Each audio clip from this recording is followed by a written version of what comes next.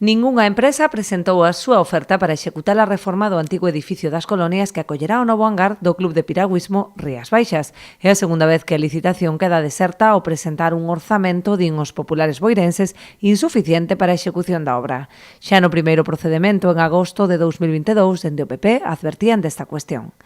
Xa en aquel momento, a pesar de que o Partido Popular votou a favor, anunciábamos que non cubría o proxecto a obra que se iba a facer.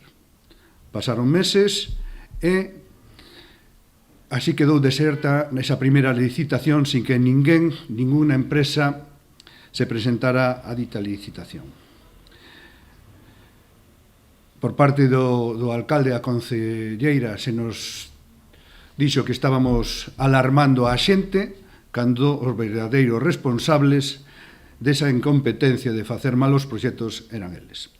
Nos lle dicíamos naquel momento que o proxecto carecía de presuposto económico suficiente, que faltarían ao redor de 40 a 50.000 euros.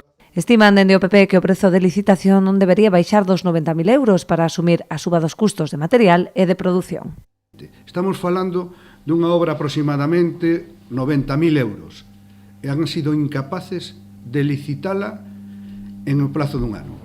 Decían no mes de agosto que a obra xa estaría lista para que a finales do ano 2022 todos os deportistas do piragüismo podían utilizala.